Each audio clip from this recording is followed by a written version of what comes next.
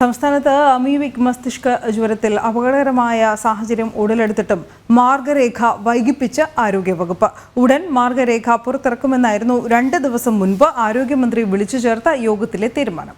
കഴിഞ്ഞ 2 മാസത്തിനിടെ 3 കുട്ടികളാണ് രോഗം ബാധിച്ച് മരിച്ചത്. 10 ലക്ഷം പേരിൽ 2.6 പേർക്ക് മാത്രം വരാൻ സാധ്യതയുള്ള രോഗമാണ് സംസ്ഥാനത്ത് 30 ദിവസത്തിനിടെ 3 കുട്ടികൾക്ക് സ്ഥിരീകരിച്ചത്. 2 മാസത്തിനിടെ 3 മരണങ്ങളും ഉണ്ടായി. ഇതാണ് ആശങ്ക വർദ്ധിപ്പിക്കുന്നത്. എന്നാൽ അപകടകരമായ സാഹചര്യം ഉടലെടുത്തിട്ടും മാർഗരേഖ ഉൾപ്പെടെ പുറത്തിറക്കുന്നതിൽ ഗുരുതര അലംഭാവമാണ് ആരോഗ്യവകുപ്പിന്റെ ഭാഗത്തു നിന്നുണ്ടാകുന്നത്. രോഗത്തെക്കുറിച്ചും രോഗം കൈകാര്യം ചെയ്യുന്ന വിധത്തെക്കുറിച്ചും വ്യക്തമായ മാർഗരേഖ തയ്യാറാക്കാൻ 2 ദിവസം മുൻപ് ആരോഗ്യമന്ത്രി വിളിച്ച ഉന്നതതല യോഗത്തിൽ തീരുമാനമായിരുന്നു. ആരോഗ്യവകുപ്പ് തയ്യാറാക്കുന്ന ഈ മാർഗരേഖയുടെ അടിസ്ഥാനമാക്കിയാണ് തുടർ പ്രവർത്തനങ്ങൾ നടത്തേണ്ടത്. എന്നാൽ മാർഗരേഖ വൈകിപ്പിക്കുന്നതിൽ വ്യാപക വിമർശനമാണ് ഉയരുന്നത്.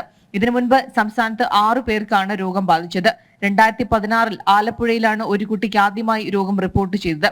2019 മലപ്പുറത്തും 2020 മലപ്പുറത്തും കോഴിക്കോട്ടും 2022 തൃശൂരിലും 2023 ആലപ്പുഴയിലും ഓരോ കുട്ടികൾക്ക് വീതവും രോഗം ബാധിച്ചിരുന്നു.